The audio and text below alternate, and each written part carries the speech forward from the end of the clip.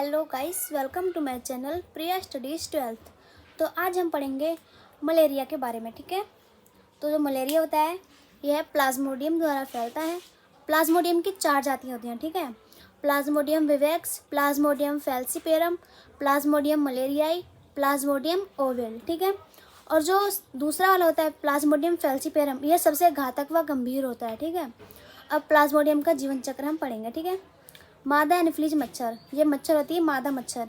जो मच्छर जो होती है मादा एनोफिलीज, मादा मच्छर ही काटती है मनुष्य को, नर मच्छर कभी नहीं काटता है। ठीक है, मादा एनोफिलीज मच्छर के लार्वे क्या होते हैं? स्पोरोजोइट होते हैं। जब वो मानव को काटती है मादा एनोफिलीज मच्छर, तो उसकी लार्वे जो स्पोरोजोइट होते हैं वो मानव रक्त में चले जाते हैं।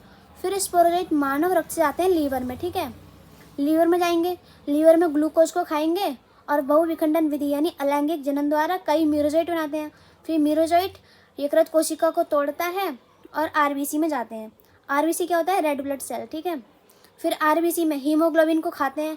हीमोग्लोबिन क्या होती है? प्रोटीन होती है एक तरह की, तो उसको खाते हैं और क्रिप्टोमीरोजोइट बनाते हैं।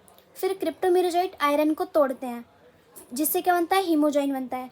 हीमोजोइन जोर और ठिठुरन के लिए उत्तरदायी होता है। जोर क्या होता है? बुखार, और ठिठुरन होता है कपकपाना। ठीक है, फिर क्रिप्टोमीरोजोइट दूसरी आरबीसी में जाते हैं, मादा युग्मक और नर युग्मक बनाते हैं। ठीक है, क्रिप्टोमीरोजोइट दूसरी आरबीसी में जाते हैं और मादा युग्मक और नर युग्मक बनाते हैं। फिर ये मादा युग्मक और नर युग्मक ये जाते हैं रक्त में। फिर जब दूसरी मादा एनाफिलीज मच्छर, जब कोई दूसरी एनाफिलीज मच्छर काटेगी मनुष्य को, तो उसके रक्त में वो रक्त पिएगी। रक्त में क्या है? मादा युग्मक और नर युग्मक, तो वो उसके रक्त में चले जाएंगे।